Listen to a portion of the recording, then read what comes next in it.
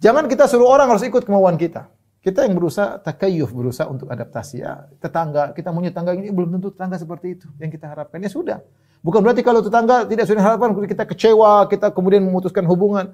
Kita berteman dengan teman, kita harap dia ingin baik. Tapi kalau tidak sesuai dengan harapan kita, ya sudah, tidak apa-apa. Tidak apa-apa, enggak harus seperti sesuai dengan harapan kita. Kita berteman biasa aja. Ya. Sebagian orang, wah kenapa mereka begini, ya sudah, Anda tidak bisa maksain orang ikut kemauan Anda. Anda yang berusaha bagaimana bisa menyikapi orang-orang seperti itu. Ya.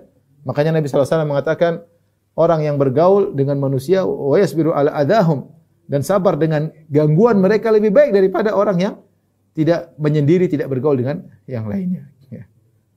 Sabar dengan kondisi teman-teman itu pahalanya tersendiri. Kemudian yang terakhir di antara hal yang merusak pertemanan adalah ketika teman kita bersalah tidak kita nasihati.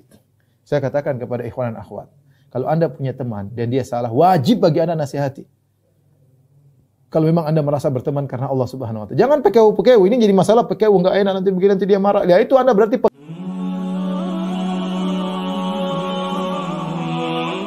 adab pertemanan.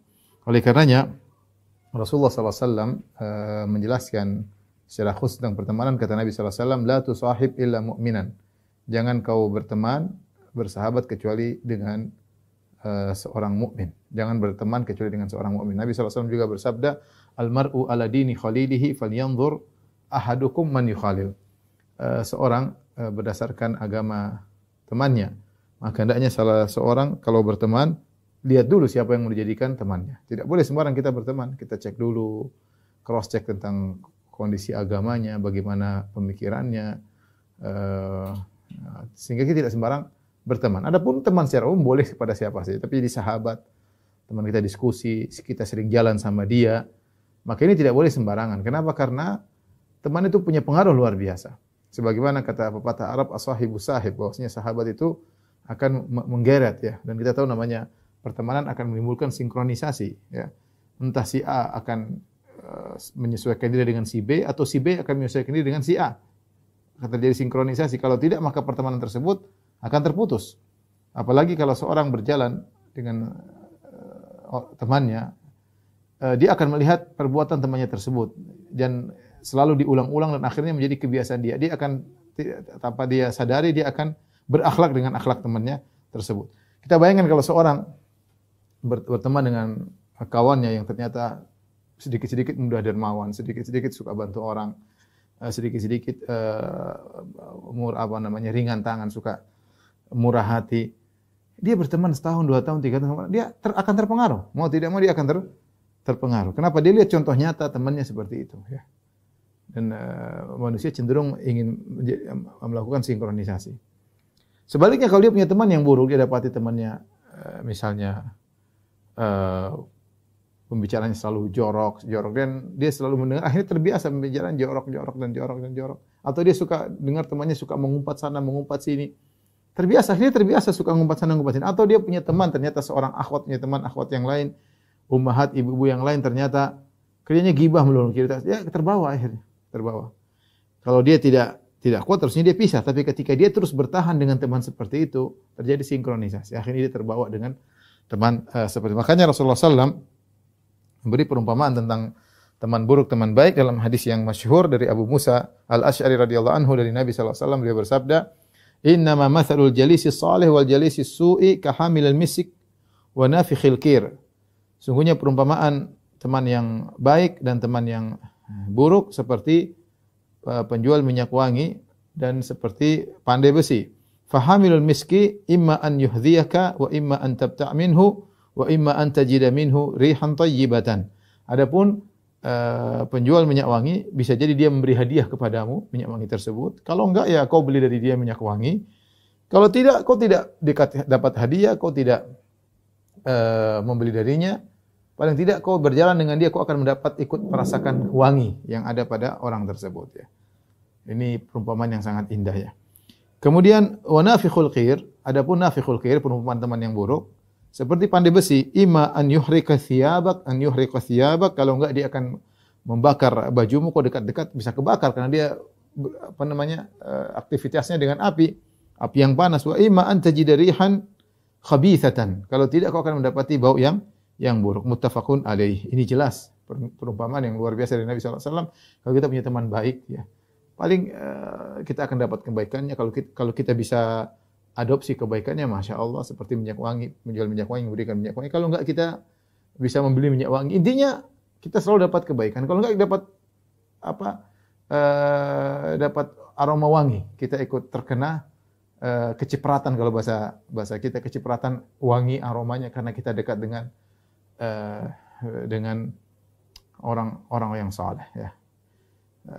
Sebaliknya kalau kita bergaul sama orang-orang yang buruk ya, kita bisa terpengaruh, kebawa seperti dia. Kalaupun kita tidak jadi seperti dia, dia tukang minum khamr, kita tidak jadi seperti dia. Dia tukang zina, kita sering main sama dia dan kita bertahan tidak ikut berzina seperti dia. Paling tidak kita ada kecipratan keburukan. Wah, itu temannya pezina. Wah, itu suka jalan sama pezina, suka jalan minum khamr, pasti mirip sama dia. Kita akan kecipratan keburukannya.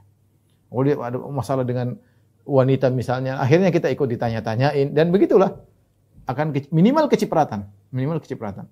Maka di antara contoh yang menakjubkan tentang pertemanan yang baik ya, contohnya adalah anjing yang menemani Ashabul Kahfi. Anjing yang menemani Ashabul Kahfi. Dia gara-gara dia menemani teman-teman yang baik tersebut, akhirnya namanya disebut berulang-ulang dalam Al-Qur'an ya. Di antara sebagian mengatakan itu di antara faedah berteman dengan kelompok yang baik, kecipratan keberkahan. Oleh karenanya pendapat yang lebih kuat bahwasanya anjing Ashabul Kahfi ketika tidur bersama Ashabul Kahfi, dia juga tidak rusak, meskipun tidurnya 300 tahun. Oleh karenanya dia juga ketika dia bangun, dia juga bangun dalam kondisi normal.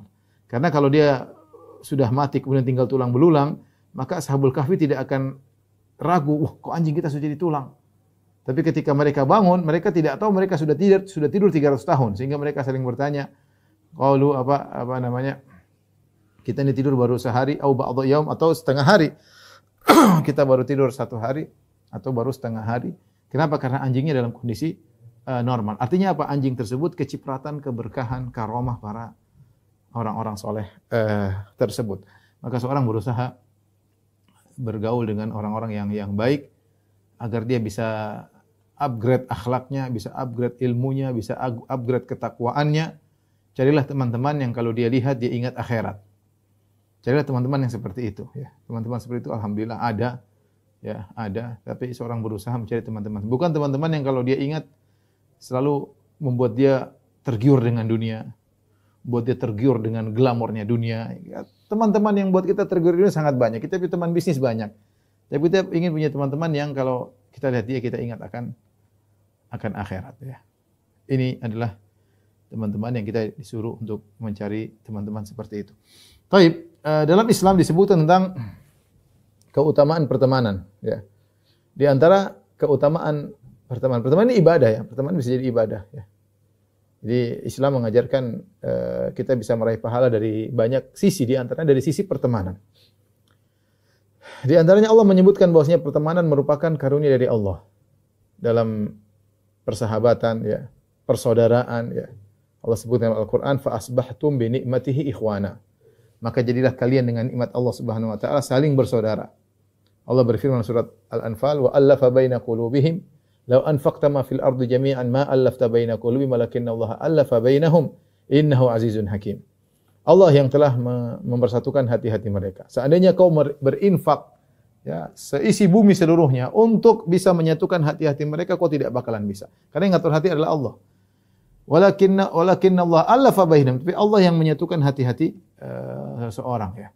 Innahu azizun hakim. Sungguhnya Allah Subhanahu wa taala Maha kuasa dan maha bijaksana. Dan subhanallah, namanya persahabatan begitu mengalir dengan sendirinya. Kita berusaha dekat dengan orang ternyata cocok, kata orang chemistry-nya ketemu, ya sudah kita jadi temannya. Kalau ketemu kita ya sekedar teman biasa. Dan itu sudah diisyaratkan oleh Nabi sallallahu alaihi wasallam. Kata Nabi sallallahu alaihi wasallam, al-arwahu junudun mujannadah, fama ta'arafa minha talaf, fama tanakara minha ikhtalaf. Sungguhnya Allah menciptakan ruh itu berkelompok-kelompok. Kemudian ketika mereka disebar di dunia ke jasad-jasad orang terpisah-pisah. Tapi asalnya mereka ketika diciptakan berkelompok. Nah, ketika mereka di dunia ketemu, nyambung nih. nyambung, cocok, chemistry-nya ketemu, menunjukkan dia dulu waktu di alam ruh sekelompok dengan temannya tersebut. Ya, ini hal gaib, tapi Nabi mengatakan demikian. Al arwahu junudun mujannadah. Roh-roh itu diciptakan berkelompok-kelompok atau terklasifikasi. Fama ta'arafa minha i'talaf. Jika ketemu kemudian saling mengenal, maka akan sinkron, ya, akan gabung. Chemistry-nya ketemu. Wa ma tanakara minha ikhtalaf. Kalau tidak cocok akan terpisah, terpisah. Jadi di antara keutamaan pertemanan, yang pertemanan adalah karunia dari Allah Subhanahu wa taala, fa asbahtum bi ni'matihi ikhwana. Kalian menjadi bersaudara karena Allah Subhanahu wa taala. Ini Allah sebutkan ayat ini tentang pertikaian antara suku Al-Aus dan suku Al-Khazraj yang mereka sudah bertikai hampir sekitar 120 tahun, perang saudara di antara mereka, padahal mereka sama-sama dari keturunan Banu Qailah, tapi mereka berperang sampai akhirnya setelah sekian 100 tahun lebih, akhirnya Allah dengan Islam Allah satukan hati-hati mereka. Jadi pertemanan, persaudaraan, persahabatan itulah nikmat dari Allah yang harus disyukuri, Enggak enak loh kalau kita hidup bertengkar terus. Bertengkar, ketemu orang bertikai, bertengkar. Kita bisa cocok dengan dia, kita bisa bercanda dengan dia. Itu nikmat. Oleh karenanya, di antara keutamaan pertemanan, Allah sebutkan di antara nikmat surga adalah nikmat pertemanan. Di antara nikmat surga adalah nikmat pertemanan. Kata Allah Subhanahu wa taala, "Wa naza'na ma fi sudurihim min ghillin ikhwanan ala sururin mutaqabilin." Dan kami cabut dari dada-dada mereka min ghil, semua penyakit hati Allah cabut dari penghuni surga. Sebelum mereka masuk surga, mereka dikumpulkan di kontorah, kemudian dicabut segala penyakit hati, segala kejengkelan, kedongkolan, hasad, dengki, semua dicabut, sehingga hati mereka bersih. Kemudian mereka masuk surga, kata Allah, ikhwanan ala sururin mutaqabilin. Jadilah mereka saling bersaudara, saling berhadap-hadapan. Artinya apa? Penghuni surga kalau ngobrol di antara mereka dengan semangat, bukan buang muka, bukan ngobrol sambil main HP, enggak.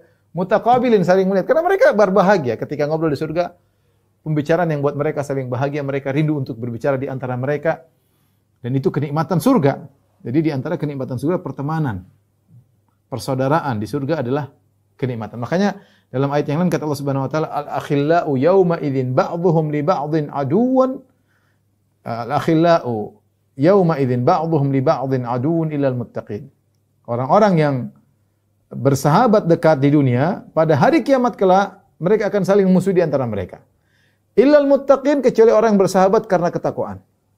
Di sekarang dunia ini banyak relasi banyak ya. Relasi karena dunia, relasi karena politik, relasi karena perdagangan, relasi karena suku, banyak relasi. Tapi kalau relasi-relasi tersebut bukan karena Allah, pada hari kiamat kelak akan saling memusuhi. Ya. Kemudian kawan-kawan majelis taklim Samarang dirahmati Allah Subhanahu wa taala, di antara keutamaan pertemanan bersaudaraan merupakan ladang pahala, ya. Ingat, ini saya katakan ini ibadah. Kita bersahabat itu ibadah. Maka kita harus tahu adab-adab dalam persahabatan. Ya, karena ini ladang pahala. Di antara dalil bahwa itu merupakan ladang pahala, ya, Nabi sallallahu alaihi wasallam menyebutkan tentang 7 golongan yang Allah naungi pada hari kiamat kelak. Di antaranya Nabi sallallahu alaihi wasallam bersabda, "Rajulani tahabba fillah, ijtama'a alaihi wa tafarraqa alaihi." 2 orang saling mencintai karena Allah, mereka bertemu karena Allah, dan mereka berpisah karena Allah. Pertemanan karena Allah ternyata ibadah yang agung, salah satu dari 7 golongan yang hebat yang Allah naungi pada hari kiamat kelak. Makanya dalam hadis qudsi Allah mengatakan, "Innallaha yaqulu yaumal qiyamah," Allah berkata pada hari kiamat kelak, "Ainal mutahabbuna bi jalali?" Mana orang-orang yang saling mencintai karena aku, ya, al-yauma udhilluhum fi dhilli yauma la dhilla illa dhilli. Maka pada hari ini aku akan menaungi mereka di bawah naunganku, yang hari ini tidak ada naungan kecuali naunganku. Jadi persahabatan adalah ibadah. Kalau kita tahu persahabatan ibadah, kita harus tahu adab-adabnya agar kita bisa meraih pahala dari persahabatan. Kemudian di antara keutamaan pertemanan karena Allah, orang yang berteman dengan saudaranya karena Allah, maka Allah akan mencintainya. Allah akan mencintai. Al-jaza' min jinsil amal, balasan sesuai dengan perbuatan. Dia mencintai saudaranya karena Allah, maka Allah akan mencintainya juga. Dalam satu hadis Rasulullah SAW bersabda, "Anna rajulan zara akhan lahu fi qaryatin ukhra." Ada seorang menziarahi kawannya, mengunjungi kawannya di kampung yang lain. Fa arsadallahu lahu ala madrajatihi malakan. Maka Allah mengirim malaikat yang menunggunya di jalan yang dia tempuh. Orang ini sedang pergi ke suatu kampung, Allah kirim malaikat dalam bentuk manusia, nungguin dia di jalan tersebut. Falamma ata alaihi, tatkala datang orang tersebut mendatangi malaikat yang sedang nunggu dia dalam bentuk manusia, malaikat ini bertanya, "Aina turid? Ya fulan, hendak ke mana engkau?" Kata dia, "Uridu akhan li fi hadhil qaryah." Aku ingin menziarahi temanku di negeri ini. Dia pergi dari satu negeri ke negeri yang lain. Dari satu kampung-kampung yang lain. Qala hal laka alaihi min ni'matin tarubbuha? Apakah ada urusan duniamu yang kau urus sehingga kau harus tengok dia? Ada amanah, kayak ada perusahaan, kayak ada urusan duniawi sehingga kau datang jauh-jauh untuk nengok dia. Kata orang ini, la ghairu anni ahbabtuhu fillah. Saya tidak punya urusan dunia dengan dia. Hanya saja saya cinta dia karena Allah Azza wa Jalla. Aku cinta dia karena Allah Azza wa Jalla. Qala fa inni Rasulullah ilaik. Maka aku katakan, aku ini, malaikat itu ngaku, aku inilah utusan Allah yang Allah kirim aku untuk engkau. Bi anna Allah qad ahabbaka kama ahbabtahu fi. Sungguhnya untuk mengabarkan kepadamu, Allah kirim aku untuk mengabarkan kepadamu, sungguhnya Allah mencintaimu sebagaimana kau telah mencintainya karena Allah Subhanahu wa taala. Kemudian di antara, jadi seorang kalau bisa berteman karena Allah, ingat ya, berteman karena Allah bukan karena duniawi. Ya, kalau ada uang abang didekati, enggak ada uang abang ditendang, dijauhi, enggak ya. Berteman karena Allah ya artinya memang karena kita sama-sama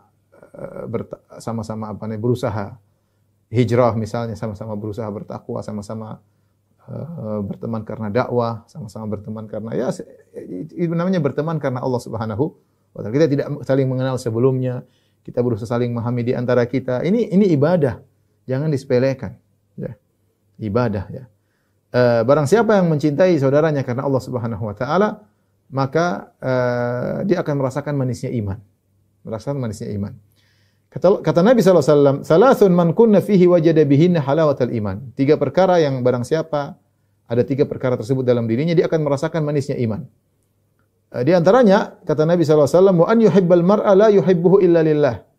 Dia mencintai seseorang, dia tidak mencintainya kecuali karena Allah Subhanahu wa taala. Tidak mencintainya kecuali karena Allah Subhanahu wa taala. Maka saya selalu ingatkan kepada diri saya dan juga pada ikhwan dan akhwat, pada al-aba, bapak-bapak dan ummahat, para ibu-ibu, kita mungkin mencintai pasangan kita dari sisi fisik atau dari ya, tapi berusaha kita mencintai juga karena Allah. Cintai karena Allah ya. Saya mencintainya, dia punya jasa sama saya, dia mengurus anak-anak saya misalnya, atau dia adalah wanita yang soleha, atau ini suami saya suami yang soleh, dia sudah begini, sudah begitu. Jadi kita selain mencintainya karena fisik ya, asalnya kita saling mencintai karena fisik, tapi kita berusaha mencintai juga karena Allah sehingga kecintaan tersebut semakin tumbuh, semakin langgeng, ya, dan kita dapat pahala plus.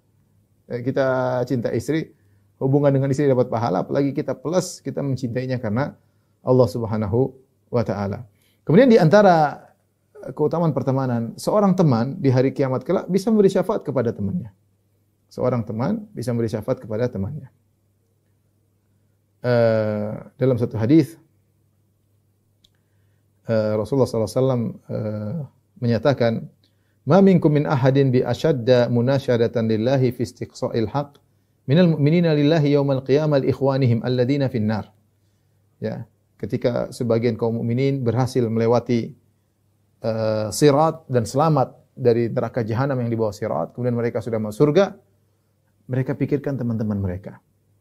Kata Nabi, "Ma minkum min ahlin," tidak seorang dari kalian yang lebih gigih dalam memohon kepada Allah, ya. Kalau ada kalian gigih fi istiqsa'il haqq minal mu'minin lillahi yaumal qiyamah. Nabi menggambarkan kalau ada seorang di dunia dia berusaha mengambil haknya di dalam sidang, dia datangkan pengacara, dia datangkan saksi-saksi, dia ingin ambil haknya. Maka dia berusaha semaksimal mungkin haknya bisa dia ambil. Kata Nabi, nanti pada hari kiamat ada orang yang gigih, lebih gigih daripada ini. Kita kalau hak kita diambil kan kita gigih untuk memperjuangkan. Ya. Kita gigih untuk memperjuangkan hak kita. Kita datangkan pengacara, kita sewa pengacara, kita datangkan saksi. Mungkin sebagian orang malah apa namanya? Sogok, yang penting dia dapat haknya. Berjuang. Kata Nabi, sungguhnya sebagian kaum mukminin pada hari kiamat kala gigih dalam perjuangkan saudara-saudaranya li ikhwanihim alladziina finnar, yang masih di neraka jahanam. Yaquluna, mereka berkata kepada Allah, minta agar saudara-saudara mereka juga bisa diselamatkan. Rabbana kanu yasumun ma'ana yusallun wa yuhujjun. Ya Allah, mereka dahulu puasa sama kami, ya Allah. Mereka dahulu bersolat sama kami, sama-sama kita ketemu di masjid, ya Allah. Ya hujjun, dulu mereka haji sama kami. Tapi ini menunjukkan ada orang salat, ada orang puasa, orang haji masuk neraka. Ada, ini dalilnya ini. Ada. Dia puasa, salat, haji masuk neraka. Makanya teman-temannya yang masuk surga bilang, ya Allah, ini dulu teman-teman kita, ya Allah. Mereka yang dulu salat sama kita, mereka puasa sama kita, sering buka puasa bareng, ya Allah. Salat ketemu bareng di masjid, haji bareng, ya. Di grup haji tahun 2018, grup haji tahun 2000. Tapi mereka masuk neraka, misalnya nih. Maka Allah kabulkan permohonan orang teman-temannya ini, orang bertakwa ini, akhriju man araftum. Kata Allah, keluarkanlah orang-orang kalian kenal dari neraka. Subhanallah. Orang-orang yang saleh, di antara manfaat pertemanan, Allah izinkan mereka untuk mengeluarkan teman-teman yang mereka kenal yang masih kecantol di neraka jahanam. Dan itu segera. Artinya teman-teman ini, mereka ini mungkin masuk neraka bakalan lama. Tapi begitu mereka selamat dari sirat dan masuk surga, mereka langsung berbicara masalah itu. Ingin segera teman-temannya juga masuk surga bersama mereka. Ini ikhwan dan akhwat yang rahmatillah subhanahu wa ta'ala, di antara hal-hal yang menunjukkan tentang pentingnya pertemanan. Perlu kita ingatkan, namanya pertemanan ada dua. Pertama adalah pertemanan karena duniawi, ini boleh-boleh saja, tidak ada larangan, hukum asalnya mubah. Saya berteman dengan dia gara-gara sama-sama suka main sepeda. Saya berteman gara-gara suka main bola. Duniawi. Saya berteman dengan dia sama-sama, kita sama-sama satu suku, sama-sama satu suku Jawa atau sama-sama suku Bugis. Boleh. Saya berteman dengan dia karena kita sama-sama tinggal di Ceger, misalnya Jakarta Timur. Ya. Saya teman dia karena sama-sama kuliah di UGM. Saya berteman dengan dia sama-sama dari Papua misalnya. Boleh, itu duniawi. Dan itu sudah ada sejak zaman dahulu. Ya. Tetapi Nabi Muhammad SAW ketika berdakwah di Madinah, Nabi membawa sesuatu yang baru, yang tidak pernah didengar oleh penduduk kota Madinah sebelumnya, yaitu pertemanan karena Allah. Saling mencintai karena Allah Subhanahu wa taala. Adapun saling mencintai karena duniawi, karena perdagangan, ya. Dari dulu sudah ada, ya.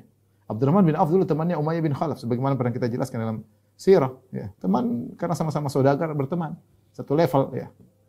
Ya, tapi Nabi mengajarkan sesuatu yang baru, yaitu pertemanan karena Allah Subhanahu wa taala, karena itu adalah ibadah yang dicintai oleh Allah Subhanahu wa taala. Ya, maka ketika tiba di Madinah, Rasulullah SAW mengadakan nizam ta'akhi atau nizam al-mu'akhad, yaitu persaudaraan di antara kaum muslimin. Sebagian Rasul tunjuk, wahai kaum muhajiri, dari kaum muhajirin jadilah kau saudara bagi ansari. Ya, terus dipasang, Nabi pasang kamu sama ini sama ini sama ini, saling perhatian. Sebagaimana kisah yang masyhur tentang pertemanan Sa'ad bin Rabi' dengan Abdurrahman bin Auf radhiyallahu taala anhuma. Baik.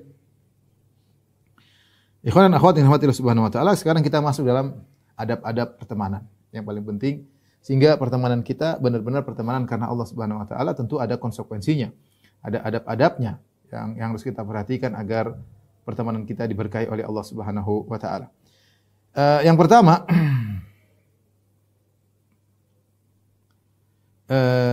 misalnya di antaranya kalau bertemu, ya, hendaknya mengucapkan salam, dan kalau berpisah juga mengucapkan salam. Kata Nabi SAW dari hadis Abu Hurairah, "Idza intaha ahadukum ilal majlis falyusallim." Jika salah seorang dari kalian datang di majelis, dia datang majelis, falyusallim, ketemu dengan kawan-kawan, maka ucapkanlah salam.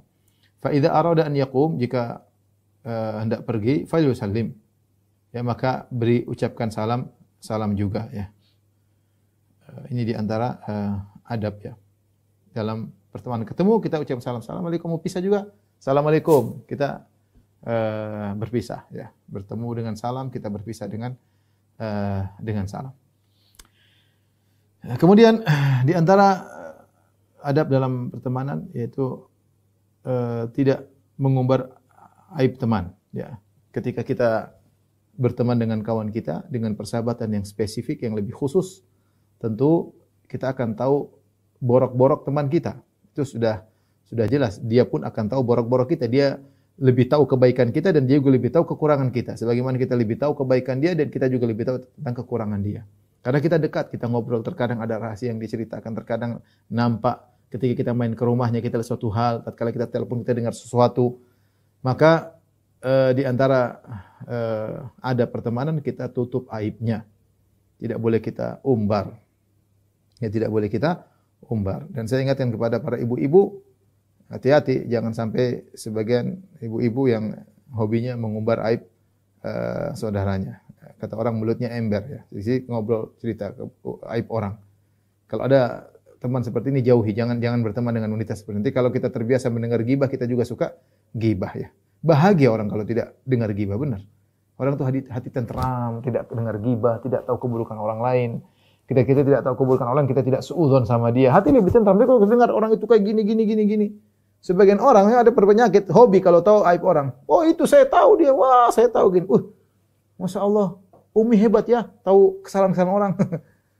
Saya tahu, oh si fulan saya gitu, oh suaminya begini saya tahu. Dia bangga tahu keburukan orang. Enggak benar teman seperti kita. Kita kalau berteman, kita pasti tahu keburukan kawan kita, maka kita tutupi. Jangan kita bongkar ya. Itu adalah konsekuensi dari pertemanan. Kemudian di antara juga kita jaga rahasianya. Kalau dia sampaikan rahasia, ya kita jangan kita sampaikan ke orang. Apalagi dia berkata, tolong rahasiakan. Ya sudah. Kita catat baik-baik, itu jangan ceritakan. Makanya pepatah mengatakan qulubul abrar kuburul asrar. Qulubul abrar kubur al-asrar. Hatinya orang-orang yang baik itu adalah kuburan bagi rahasia. Artinya orang yang amanah, orang yang baik kalau diceritakan rahasia sudah terkubur rahasia dalam hati, dia tidak akan cerita sama orang lain. Dan itu tidak mudah. Tidak mudah. Banyak orang cerita rahasia, begitu ada pertikaian sedikit dia bongkar rahasianya semuanya. Pertemanan jadi permusuhan yang luar biasa. Berarti pertemanan Islam bukan karena Allah, tidak mengenal adab. Dan betapa banyak terjadi di kalangan ibu-ibu seperti tadi, teman dekat, setiap hari ketemu, satu majelis taklim tahu-tahu bertengkar. Kalau bertengkar parah, bongkar-bongkaran aib. Ya. Kalau bapak-bapak sih mungkin juga, tapi ibu-ibu lebih banyak ya. Oleh karenanya waspada. Ya, kita latih diri kita menjaga rahasia. Memang itu berat ya. Setan datang menggelitiki, kita disuruh ngomong, apalagi kita jengkel sama dia, kita mau ngomong, jangan ya akhi. Jangan ya akhi. Kita enggak usah teman, orang lain aja aibnya kita harus tutup, apalagi teman kita. Orang lain aja kita tahu aibnya, kita enggak usah cerita, kecuali ada maslahat besar dalam dakwah, dalam agama ya harus kita ceritakan misalnya. Tapi kalau enggak ada, ngapain kita cerita? Orang lain aja kita enggak usah cerita, apalagi teman sendiri. Ya, apalagi teman sendiri. Ya. Jangankan dia minta dirahasiakan, bahkan dalam hadis dia tidak minta dirahasiakan saja kalau kita tahu itu pembicaraan yang sejogjanya untuk disembunyikan, maka jangan kita ceritakan. Dalam satu hadis kata Nabi sallallahu alaihi wasallam, "Idza haddatsa ar-rajulu al-haditsa, tsumma iltafata anhu fa hiya amanah." Jika seorang berbicara dengan temannya dan berdua ngomong, kemudian dia pergi, maka itu amanah. Enggak boleh kita bilang sama orang, saya kemarin ngobrol sama dia ngomong begini. Enggak boleh. Meskipun dia enggak bilang, rahasiakan. Nabi mengatakan itu amanah secara otomatis. Kita pandai menilai ini pembicaraan ngobrol atau pembicaraan spesial. Apalagi sebelum dia ngomong, dia lihat kanan, lihat kiri, ada orang enggak ya? Enggak ada. Baru dia ngomong. Apalagi sampai dia beri isyarat seperti itu, ini rahasia. Meskipun dia tidak bilang rahasiakan. Meskipun dia tidak bilang rahasiakan, kamu harus merahasiakan. Nabi yang bilang, fahiyya amanah, itu amanah. Apalagi kalau dia bilang rahasiakan. Kalau antum enggak mau bilang, aduh jangan cerita sama saya tidak kuat merahasiakan. Tolong jangan ceritakan sama saya. Jangan ceritakan sama saya. Hati saya tidak kuat. Saya mulutnya ember, saya tidak bisa, jangan cerita sama saya. Tapi ini sudah konsekuensi kalau ada orang, ibu-ibu datang, ibu yang lain, kemudian ngobrol tentang pribadinya. Meskipun dia tidak bilang rahasiakan. Meskipun dia tidak bilang, kita tahu ini rahasia pribadi, dia percaya sama kita. Kita sudah, maksudnya, bersyukur ada orang percaya sama kita. Mau cerita sama kita. Maka kita jaga ini aman. Jangan kita umbar ke orang lain. Apalagi kemudian demikian juga tatkala kita japri, sama ini japri. Enggak usah kita umbar ke orang lain. Ya. Ada yang kurang ajar, japri kemudian di screenshot. Ini musibah ini. Screenshot kemudian tersebar ke penjuru dunia. Masya Allah, ini nggak boleh seperti ini. Nggak boleh. Akhirnya jadi senjata untuk lawan politik dan macam-macam. Waliyadzubillah ya. Taib, makanya dahulu ada seorang ulama yang bernama Ibnul Marbazan pernah menulis namanya Abu Bakar Muhammad bin Khalaf bin Al-Marzaban ya. Yang wafat tahun 309 Hijriah, dia pernah nulis buku judulnya Tafdhilul Kilab ala Katsirin Mimman Labisa Thiyab. Lebih utama anjing-anjing daripada sebagian orang yang pakai jubah. Dia ingin menjelaskan bahwasanya ada sebagian orang pakai jubah, penampilannya Islami tapi enggak amanah, kacau. Sementara sebagian anjing pemburu, anjing penjaga, amanah. Lebih amanah daripada yang pakai jubah tadi. Tampilannya jubah tapi ternyata mulutnya kotor, ternyata berkhianat di belakang. Dia tulis buku ini mungkin ada pengalaman pribadi atau apa, maka dia tulis buku Tafdhilul Kilab ala Katsirin Mimman Labisa Thiyab. Akhlak anjing lebih baik daripada akhlak sebagian orang yang tidak tahu jaga amanah. Bongkar rahasia, cerita kesana kemari. Dan itu terjadi. Kita pengalaman bikin grup anggota mungkin tidak banyak. 20 orang. Jangan ada yang keluar ya cerita ini. Tahu-tahu keluar. Itu sudah sering terjadi seperti itu. Ya, itu sudah janji enggak boleh keluar. Pembicaraan ini keluar, di screenshot, subhanallah. Musibah. Ini teman apa kayak gini? Apalagi ngaku di atas sunnah seperti ini. Ada-ada aja ya. Kemudian di antara adab dalam pertemanan, ini juga penting. Tidak perlu tahu privasi teman kita. Teman kita ini, kita ada pertemanan secukupnya yang dia sampaikan kepada kita. Tidak perlu tahu privasi dia. Tidak perlu tahu privasi dia. Kalau dia tidak cerita, kita nggak usah nanya-nanya. Ada orang kepo pengin tahu, nanya terus. Ya akhi, bukan urusanmu. Kalau teman kita buka HP, jangan kita tengok begini. Nggak boleh, kita balik, nggak sengaja. Jangan kita pengin tahu. Kalau dia lagi telepon angkat suara, kita nggak tanya siapa yang telepon. Enggak usah, itu bukan urusan. Kalau dia mau bicara, dia akan ngomong sama kita. Dia akan ngomong. Kalau dia tidak ngomong, ente nggak usah nanya-nanya. Ibu-ibu, ya. Jangan tanya sama teman kenal baru, suamimu kerja di mana? Rumahnya ada berapa? Kamu istri keberapa? Ngapain nanya gitu? Kalau dia mau kasih tahu, dia kasih tahu. Kalau enggak, sudah nggak usah tanya-tanya. Jadi kepo sebagian ibu-ibu, pengen tahu. Bapak pasti ada juga, cuma nggak sebanyak ibu-ibu. Oleh karenanya, sebagian bapak-bapak terpengaruh dengan sifat ibu-ibu, suka nanya-nanya, pengen kepo, pengen tahu ya. Anda detektif apa intel ya? Jadi kita nggak perlu tahu urusan orang. Nggak perlu tahu. Kalau dia pengen kita ikut privasinya, dia akan kabarkan. Maka tidak benar pertemanan harus melazimkan kita tahu semua urusan kawan kita. Enggak. Dan kita tidak perlu tahu. Tidak perlu tahu. Makanya saya ingatkan di antara adab kita tidak perlu tahu segala urusan sahabat kita, ya, sahabat kita. Kalau dia mau kasih tahu, dia akan cerita. Kalau enggak usah. Ya, kalau dia lagi bersafar, saya lagi safar. Masya Allah, semoga dimudahkan oleh Allah. Enggak usah tanya kemana emang. Kan dia bilang lagi mana? Lagi safar ke Bali. Emang ke Bali kemana? Kan tahu terus saya lagi ke hotel ini. Itu hotel kan. Kita mulai komentar itu hotel ada gini-gini. Dia enggak. Ini kenapa kita mau cari tahu? Ya. Dan saya sekarang kalau kita punya teman seperti itu, tinggalkan. Kalau enggak kita nasihati, ente enggak perlu tahu urusan saya. Itu urusan saya, privasi saya. Ya, kalau enggak tinggalkan bertahap pelan-pelan. Ini teman bahaya seperti ini. Mau kepo, mau tahu segala urusan kita. Kita banyak privasi kita. Banyak amal ibadah kita yang mau kita sembunyikan, enggak mau kita ceritakan. Dia mau tahu aja. Ya. Ini jadi buyar kita punya teman seperti ini. Keikhlasan kita hancur gara-gara dia pengen tahu kamu sudah bersedekah apa, kamu sudah amal apa. Ya, ente bukan urusan ente. Kita berteman ada. Pertemanan ada batasan-batasannya. Privasi tidak perlu kita tahu. Min husni islamil mar'i tarkuhu ma la ya'ni. Termasuk dari keelokan Islam seorang meninggalkan yang bukan urusannya. Kemudian di antara ada pertemanan adalah tafaqud, yaitu ngecek kondisi teman yang kita harus peka. Teman kita sudah lama enggak ketemu, ada apa enggak pernah muncul. Teman kita datang wajahnya sedih, ini pasti ada masalah. Dia berusaha senyum, tapi kita tahu di balik raut senyumnya ada sesuatu. Kita teman peka. Ya akhi, mohon maaf. ada yang bisa saya bantu. Kita tawarkan bantuan sehingga kita menjaga kehormatannya. Jangan sampai dia minta bantuan. Selama kita mampu ya. Kalau kita mampu, kita bilang, ya akhi saya kelihatannya untuk sedih. Ada sesuatu kah? Jangan tanya, ente ada masalah keluarga? Nggak usah. Bilang ada sesuatu kah yang mungkin bisa saya dengar atau bisa saya bantu. Kita tawarkan.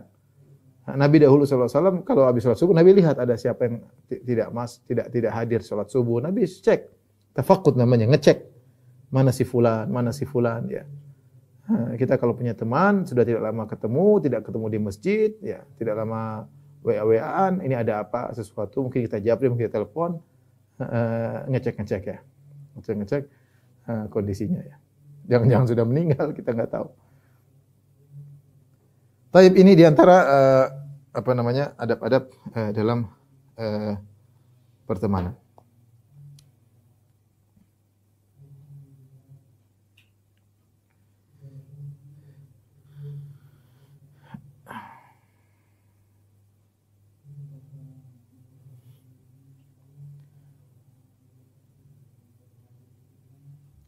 Kemudian kalau kita bicara lagi, kita mungkin pertemanan secara khusus dengan teman-teman dekat. Bagaimana kalau kita bermajelis secara umum, ya, ketika kita bermajelis sama kaum muslimin, tadi mungkin teman dekat. Bagaimana adab bermajelis dalam persahabatan secara umum? Di antaranya ini adab-adab lebih umum lagi. Di antaranya Rasulullah mengajarkan kalau sebagaimana saya sampaikan, kalau kita bertiga, maka tidak boleh dua orang saling bisik-bisikan. Ya. Kata Nabi SAW, "Idza kuntum thalathatan fala yatanaja ithnani dunal akhar, hatta takhtalitu bin nas min ajli an yuhzinahu." Hadis riwayat Bukhari dan Muslim.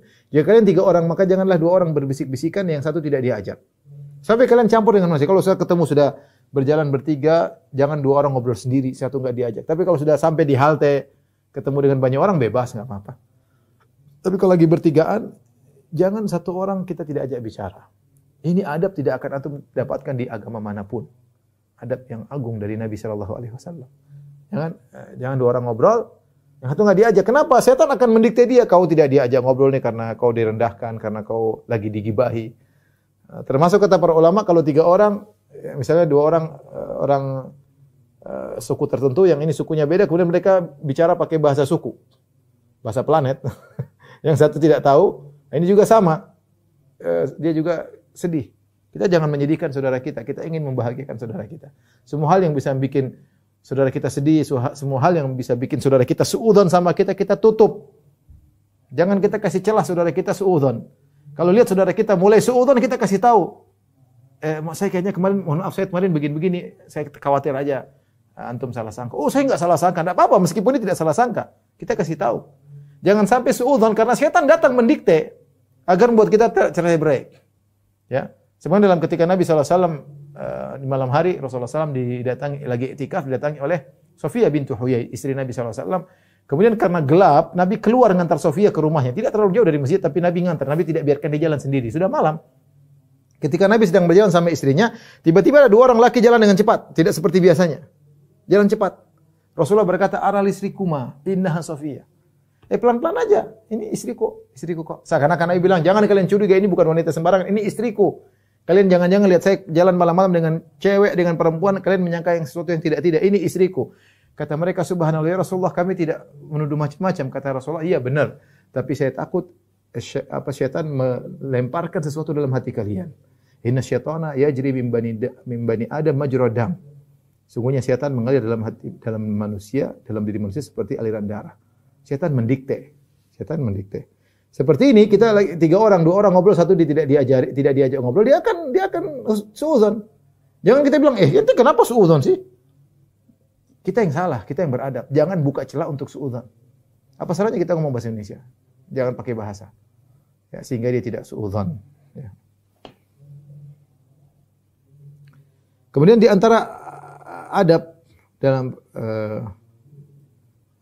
pertemanan, yaitu secara umum, yaitu jangan lupa kalau ketemu kawan senyum, jangan cemberut ya. Ketemu siapa saja kaum muslimin, para akhwat ya. Ketemu dengan wajah senyum dapat pahala dari Allah Subhanahu wa taala. Tawadhu pada mereka, jangan bicara sombong. Setiap ketemu sayalah, cerita tentang kelebihan-kelebihannya ngapain? Kita itu berusaha tawadhu di hadapan yang lainnya karena Allah Subhanahu wa taala. Ingat kata hadis Nabi sallallahu alaihi wasallam, akrabukum akmalul mu'minina imanan ahasinukum akhlaqa. Ahsanuhum khuluqa. Orang yang paling sempurna imannya adalah yang paling baik akhlaknya. Al-muwatti'una aknafan alladzina ya'lafun wa yu'lafun, yaitu orang-orang yang membentangkan tangannya, mudah bergaul dan mudah juga untuk diajak bergaul, tidak sombong, tidak angkuh. Nabi SAW bersabda, "Hurrima 'alan nari kullu hayyinin layyinin sahlin qaribin minan nas." Hadis riwayat Ahmad. Dengan hadis yang sahih dari Al-Albani rahimahullah taala, bahwasanya Allah mengharamkan neraka bagi orang yang mudah, lembut, dekat dengan orang. Orang seperti ini, orang senang duduk dekat dengan dia. Orang tentram ngobrol sama dia. Kalau dia tidak ada orang merindukan kedatangan, mana si fulan? Kalau dia datang orang senang ngobrol sama dia karena dia tidak sombong. Kalau orang sombong tuh orang enggak suka ngobrol sama dia. Tapi tawadhu, ngobrol, kemudian dekat dengan orang, murah senyum. Ini haram bagi dia masuk neraka. Haram bagi dia masuk neraka orang seperti ini. Bukan sebaliknya, kalau orang datang, dia datang orang menjauh darinya ya. Kenapa dia datang? Kalau ada dia orang semua gelisah. Kenapa? Sombong, angkuh, kalau bicara tinggi, aduh ini. Orang enggak suka, tabiat manusia enggak suka seperti model manusia seperti ini, sombong, angkuh, bicaranya tinggi melulu. Mengangkat-angkat dirinya melulu ya. Sehingga orang benci dengan dia. Kemudian di antara adab yaitu husnudzon kepada saudara ya. Jauhi suudzon. Iyyakum wadh-dhon fa inna dhanna akdzabul hadits. Jauhilah kalian bersikap berburuk sangka sehingga karena itu adalah seburuk-buruk sedusta-dusta pembicaraan. Dan ini bahaya ya. Betapa sering kita dapati kasus semua dibangun di atas suudzon, berburuk sangka. Menyimpulkan sesuatu yang itu didikte oleh syaitan. Syaitan memang ingin mencerai-beraikan kita. Syaitan ingin mengadu domba di antara kita. Siapa bilang syaitan tidak bisa mendikte kita? Bisa. Kita melihat sesuatu rangkaian A, B, C, setan rangkai. Itu maksudnya begini loh. Dan itu sering salahnya. Cek saja, sering salah. Kita sering suudzon, sering salah. Suudzon sama istri ternyata salah. Suudzon sama kawan ternyata salah. Suudzon sama tetangga ternyata salah. Dan kita tidak cross check, akhirnya terbentuk penilaian kita yang buruk kepada teman kita. Akhirnya kita merubah sikap. Padahal kalau kita cross check tidak demikian. Hati-hati. Ya, Nabi mengatakan fa inna dhanna akdzabul hadits. Sungguhnya persangkaan itu adalah pembicaraan yang paling dusta, lebih dusta daripada kedustaan yang nyata. Kenapa? Kalau orang dusta, dia tahu dusta. Tapi kalau dia berprasangka buruk, dia menyangka itu kebenaran padahal itu kedustaan. Maka bahayanya suudzon lebih parah daripada dusta yang asli. Karena kalau orang dusta, dia tahu dia sedang salah. Dia tahu dia sedang dusta. Tetapi kalau dia suudzon, dia menyangka dia benar, padahal itu salah. Ya, padahal itu salah.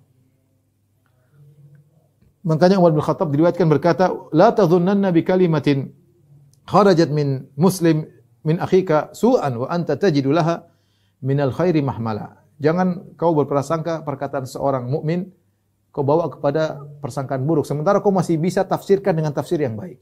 Selama perkataan dia masih bisa tafsirkan pada tafsir yang baik, jangan kau bawa kepada tafsiran yang buruk. Jangan kau bawa kepada tafsiran yang buruk.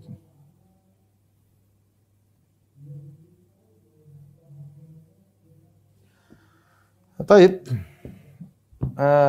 Ikhwan dan akhwat yang dirahmati Allah Subhanahu wa taala, berikut ini hal-hal yang harus dijauhi dalam pertemanan karena ini bisa merusak pertemanan karena Allah Subhanahu wa taala. Yang pertama, terlalu banyak punya teman. Dekat semuanya lagi. Kita teman banyak oke, tapi kalau kita dekat semuanya susah ya. Kita tidak bisa menjalani kewajiban kita sebagai teman yang baik ya. Maka jangan terlalu banyak grup. Kita teman secukupnya, yang lainnya teman secara umum. Adapun punya teman banyak sehingga banyak kunjungan, banyak pertemuan, kita tidak bisa fokus dalam privasi kita. Tidak fokus mengurusi suami, tidak fokus mengurusi istri, tidak fokus mengurusi anak-anak, mungkin pekerjaan juga tidak fokus. Kenapa? Terlalu banyak teman. Sedikit-sedikit telepon, nanti kalau nggak ditelepon gimana nggak enak, pekeu, ini tidak benar. Terlalu banyak pertemanan juga tidak benar. Ya. Bapak bilang sama istri-istri jangan terlalu banyak pertemanan. Secukupnya aja. Secukupnya aja. Kita tidak diwajibkan untuk mengenal semua orang. Untuk dekat kepada semua. Kita kenal oke, tapi tidak diwajibkan kita dekat kepada semua orang. Enggak. Kalaupun rumah kita terbuka, siapa yang mau datang silakan kita layani. Setelah itu masing-masing balik ke kesibukannya masing-masing. Kemudian di antara hal yang bisa merusak pertemanan, terlalu banyak kunjungan. Ada satu hadis yang diperselisihkan tentang kesahihannya. Nabi bersabda, "Zur ghibban tazdad hubban." Kunjungilah sesekali maka akan menambah lebih mencintai. Kita bukan teman, bukan yang tiap hari kita ketemu. Ketemu dia bosan, ketemu tiap hari lihat itu mukanya itu lagi. Obrolan apa sih? Tiap hari ketemu dia obrolannya itu melulu. Akhirnya jadi pudar, jadi hambar pertemanan tersebut. Jadi hambar. Maka kita bertemu ada keperluan. Kecuali kalau memang pertemuan tersebut mengkonsekuensikan untuk terus bertemu seperti Nabi dan Abu Bakar tiap hari ketemu karena urusan dakwah. Tapi kalau sekedar pertemanan saja tidak harus. Karena kalau kita tiap hari ketemu, pasti kita akan menumbalkan hak-hak orang-orang lain yang ada di sekitar kita. Ya tiap hari ketemu dengan teman, ngobrol jagongan tiap asar, ngobrol sama dia, minum kopi, ngobrol, hak istri pasti terbuang. Hak anak pasti terbengkalai. Ya. Maka bukan berarti pertemanan harus ketemu tiap hari. Bukan berarti pertemanan harus ngobrol tiap hari, enggak.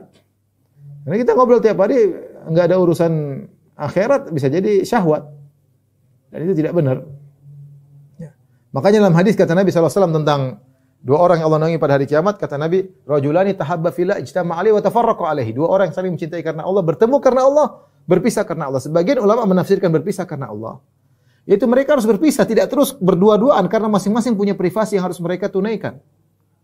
Harus mereka tunaikan. Ada privasi yang harus mereka tunaikan.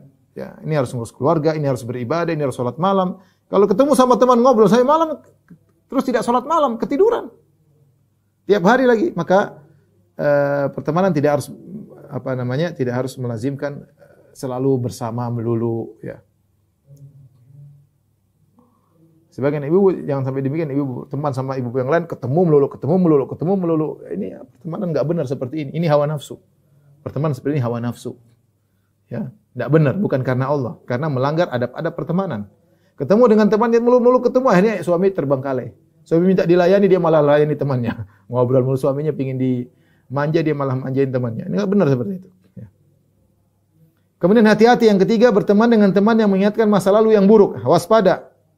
Ini kadang-kadang reuni-reuni ini bahaya. Ya, akhi, kita manusia. Kalau kita ketemu teman-teman yang dulu SMP, SMA, yang dulu kita nakal-nakal, kita reuni, apalagi ketemu pacar lama, ketemu kekasih lama yang belum kelar cintanya, cinta kelar bersemi kembali, ya. CLBK, cinta lama bersemi kembali.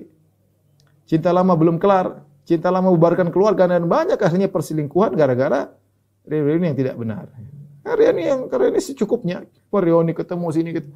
Hindari teman-teman yang bisa mengingatkan kita kembali kepada masa lalu yang buruk. Hati-hati.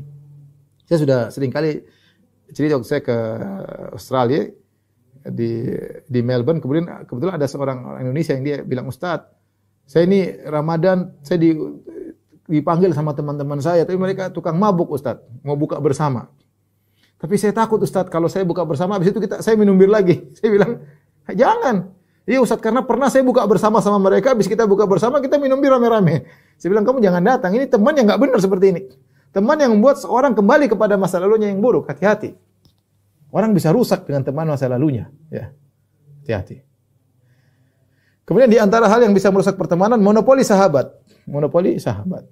Ya, kita punya teman ini mungkin dicintai oleh banyak orang. Dia mungkin akhlaknya bagus, murah senyum. Jangan kamu teman saya aja, yang lain enggak boleh. Sehingga kalau teman kita jalan sama orang, "Kamu kemarin kok ngajak saya?" Marah-marah. Ya, dia terserah dia lah, dia mau berteman dengan siapa. Ya, kalau kita baik, dia akan dekat dengan kita. Dan kita tidak usah monopoli teman. Ya, dia teman, berteman dengan siapa kita. Kamu enggak boleh main sama ini. Kenapa kita batasi? Harus dia jadi teman kita saja. Enggak. Ini sekarang terjadi di antara ibu-ibu. Silakan berteman. Berteman, ketemu siapa saja, ya. Seperti itu. Kemudian di antara hal yang bisa merusak pertemanan adalah menceritakan segala rahasia. Ingat, kita ini kadang terlalu percaya sama orang, kita ceritakan rahasia semuanya. Belum tentu dia jadi teman kita selamanya. Baru kenal sebulan, 2 bulan, kita curahkan semua masalah kita sama dia. Ya, jangan. Karena kita bisa mengungkap aib istri, aib suami, aib orang tua kita, enggak usah. Enggak perlu kita cerita rahasia kita. Enggak perlu. Kalau ada seorang teman yang berusaha mengutarakan kita tinggalin. Nah, ini teman nggak benar. Ini jangan-jangan apa namanya detektif, bukan teman.